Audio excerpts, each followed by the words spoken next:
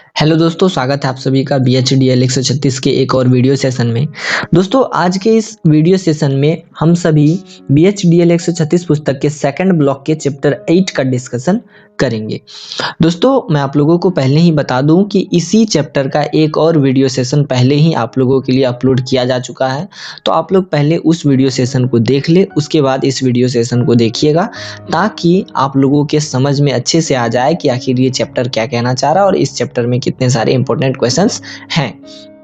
ठीक है, तो दोस्तों चलिए अब सीधे सीधे इस वीडियो सेशन को आगे बढ़ाते हैं और अब मैं आप लोगों को सबसे पहले क्वेश्चन दिखा देता हूं। क्वेश्चन है भाव पल्लवन का अर्थ स्पष्ट कीजिए। तो दोस्तों मैं आप लोगों को बता दूं कि चैप्टर 8 जो चैप्टर है, मतलब जो अध्याय 8 है, उसका नाम है पुनर्रचना, संक्षेपण, भाव पल्लवन आदि। तो दोस्तों मैं आप लोगों को बता दूं कि इससे पिछले वीडियो सेशन में हम लोगों ने संक्षेपण के बारे में चर्चा कर लिया, तो अभी हम लोगों को चर्चा करना है भाव पल्लवन के बारे में। इसीलिए यहाँ पर क्वेश्चन है कि भाव पल्लवन का अर्थ स्पष्ट कीजिए। तो आखिर ये भाव पल्लवन क्या है, इसके बारे में अभी हमें जानना है। तो दोस्तों भाव पल्लवन का जो अर्थ होता है वो होता है किसी भी भाव का विस्तार करना, मतलब किसी भी शब्द का, किसी भी वाक्य का विस्तार करना।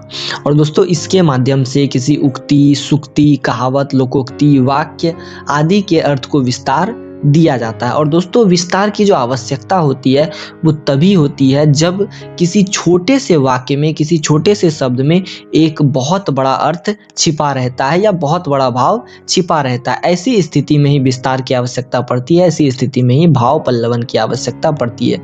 मुझे लग रहा है कि आप लोग अभी इसको समझ नहीं रहे होंगे, इसको मैं धीरे धीरे अभी क्लियर करूंगा, तभी आप लोग इसको समझ पाएंगे।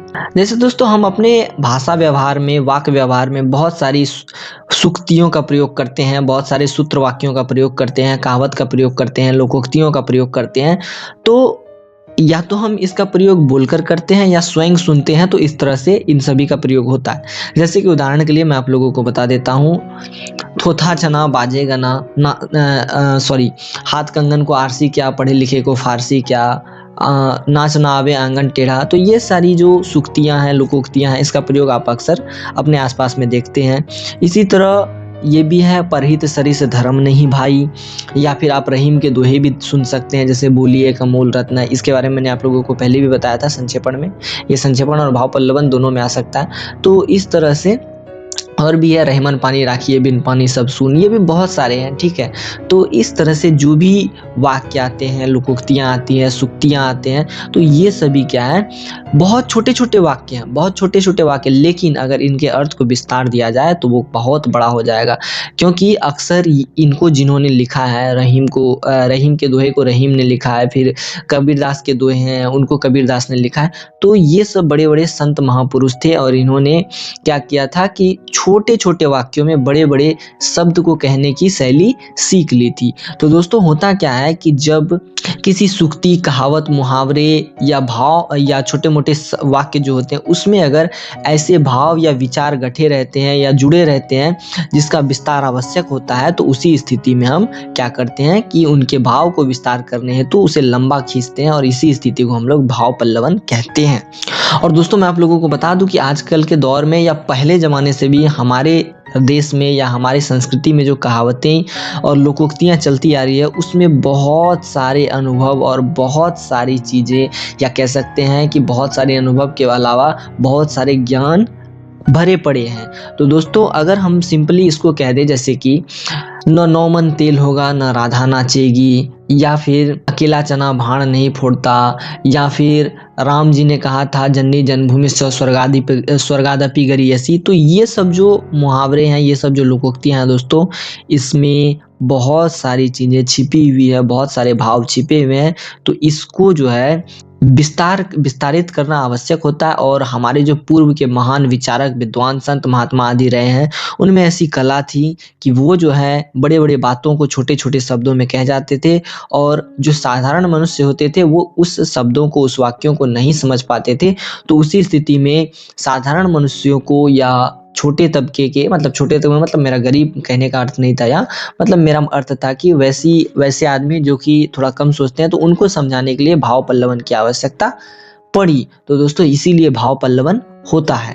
और भाव पल्लवन हमेशा क्या होता है कि अनुभूति, चिंतन, मनन के आधार पर होता है। और हमेशा भाव पल्लवन जो है अधिकतर केस में, अधिकतर परिस्थितियों में भाव पल्लवन हमेशा एक पॉजिटिव अर्थ देता है, मतलब एक अच्छी सीख लोगों को देता है। तो इस तरह से हम कह सकते हैं दोस्तों कि पल्लवन जो है, भाव पल्लवन जो है वो और कुछ भी नहीं है, अपितु जैसे कि बीज से वृक्ष निकलता है, छोटे से बड़ा हो जाता है, बीज छोटा रहता है, वृक्ष बड़ा हो जाता है, बिंदु से वृत्त निकलता है, जैसे एक बिंदु से एक बिंदु एक सेंटर हो गया, सेंटर से अगर हम लोग रेडियस लेकर के चाप खींच दे तो वो सर्कल बन जाता है, वृत्त बन जाता है, या फिर अगर आप देखें तो कली से फूल बन जाता है। तो यही इस तरह की जो सहज प्रक्रिया है, पल्लवन जो है और कुछ भी नहीं है। पल्लवन क्या है तो सिंपल छोटे से बड़े होने की प्रक्रिया है। इसमें क्या होता है कि छोटे से छोटे वाक्य या वाक्य खंड को विचार करके बड़ा किया जा सकता है, उसे फैलाया जा सकता है। और दोस्तों हिंदी में इसी भाव पल्लवन के लिए विस्तारण शब्द का प्रयोग किया जाता है, वृद्धिकरण शब्द का प्रयोग किया जाता है, तथा अंग्रेजी में इसी के लिए एम्प्लीफिकेशन शब्द का प्रयोग भी किया जाता है। और पल्लवन जो है यह संक्षेपण का ठीक विलोम है। इसका मतलब, मेरा मतलब यहाँ पे ये कहना है कि पल्लवन में हम लोग क्या करते हैं कि अर्थ विस्तार करते हैं, लेकिन संक्षेपण में उसको हम लोग छोटा करते हैं। और संक्षेपण में संकुचन आवश्यक है, मतलब संकुचन मतलब एकदम सिकोड़ देना। तो संक्षेपण में हम लोग किसी भी बात को सिकोड़ के छोटा कर देते हैं, जबकि पल्लवन में विस्तार आवश्यक है। पल्लवन में क्या होता है, छोटे से छोटे वाक्यों को, वाक्यांशों को, मुहावरों को, लोकोक्तियों को बड़ा से बड़ा करके दिखाया जाता है। और ये हमेशा अपेक्षा की जाती है कि पल्लवन में ऐसा ही हो और किसी भी छोटे शब्द या वाक्य को बड़ा करके दिखाया जा सके। और दोस्तों मैं आप लोगों को बता दूं कि हिंदी में ऐसी हजारों सूक्तियां हैं, हजारों कहावतें हैं, हजारों के हजार वाक्य ऐसे हैं जिनका अर्थ जो है सामान्य साधारण भाषा में स्पष्ट नहीं है, मतलब छोटे भाषा में या छोटे शब्दों में स्पष्ट नहीं है, तो उनके अर्थ को विस्तार देने की आवश्यकता होती है। तो इसी स्थिति में पल्लवन किया जाता है, और इसी क्रिया के दौरान जो भी चीजें घटती है, जो भी घटनाएं घटती है, उसी को हम लोग पल्लवन कहते हैं या पल्लवन प्रक्रिया कहते हैं। और इंग्लिश में इसे हम मिनिएचर एसे भी कहते हैं, या लघु निबंध भी हिंदी में इसे कहा जा सकता है। तो ये सारी बातें आप समझ गए दोस्तों। मुझे लगता है कि इस प्रश्न के उत्तर को अब आप लोग अच्छे से समझ गए होंगे, और अब आप लोग इस एग्जाम में अच्छे से लिख सकते हैं। दूसरा प्रश्न मैं आप लोगों को दिखा देता हूं जरा दोस्तों। दूसरा प्रश्न है कि पल्लवन की मुख्य विशेषता बताइए। आखिर पल्लवन की विशेषता क्या है, इसके बारे में बताना है। तो पल्लवन की मुख्य विशेषता या अच्छे पल्लवन के लिए बहुत सारी विशेषताओं का होना जरूरी है, जैसे कि गद्य रचना। अब देखिए दोस्तों, होता क्या है कि अगर हम कभी भी पल्लवन करना चाहे, फिर चाहे वो कोई सूक्ति हो, लोकोक्ति हो, मुहावरा हो, या कविता हो, या फिर कहानी हो, या फिर आप दोहा कह ले, या जैन साहित्य में जो भी चीज़ें हैं, या बौद्ध साहित्य में जो भी लेख लिखे गए हैं, उन सभी में अगर हम लोग उन सभी का पल्लवन करने की कोशिश करें, उन सभी के अर्थ को विस्तार देने की कोशिश करें, तो ऐसा होगा कि पूरे के पूरे अर्थ विस्तार को गद्य स्वरूप में लिखना होगा।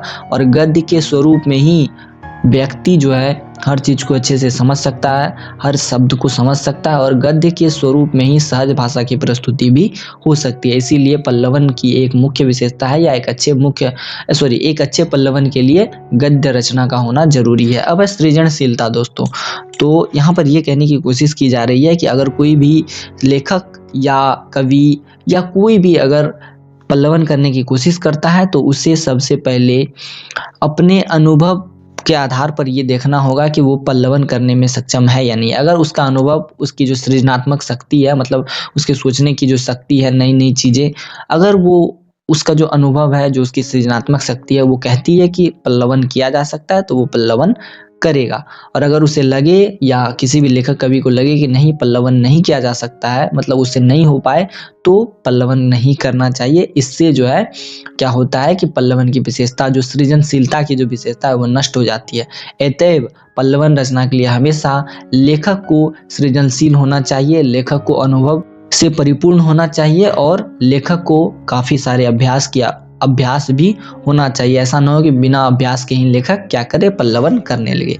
अब आ गया दोस्तों अर्थपरकता। ऐसा है कि अगर आप पल्लवन करने की कोशिश कर रहे हैं, मतलब भाव या भाव विस्तार देने की कोशिश कर रहे हैं, मतलब शब्द या भाव विस्तार देने की कोशिश कर रहे हैं, तो उसमें अर्थपरकता भी होनी चाहिए। ऐसा नहीं होना चाहिए कि आपने जो शब्द लिए हैं, छोटे वाक्य लिए हैं, उसका भाव विस्तार तो आपने करने की कोशिश कर दी, लेकिन उसका अर्थ कुछ आ रहा है, मतलब मेन वाक्य जो है, मूल वाक्य कुछ और कह रहा है और जो भाव विस्तार हुआ है, जो पल्लवन हुआ है, वो कुछ और कहना चाह रहा है। तो ऐसी स्थिति नहीं आनी चाहिए दोस्तों, ऐसा बिल्कुल नहीं होना चाहिए।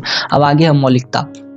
तो मौलिकता से मेरा मतलब है दोस्तों, या इस पल्लवन में मौलिकता का इस तरह से महत्व होता है कि व्यक्ति जो है केवल और केवल, या फिर लेखक या कवि इस तरह का भाव विस्तार करे, इस तरह का पल्लवन करे कि उसमें जो मौलिकता, मतलब उसमें जो सच्चाई है वो छिपी रहे।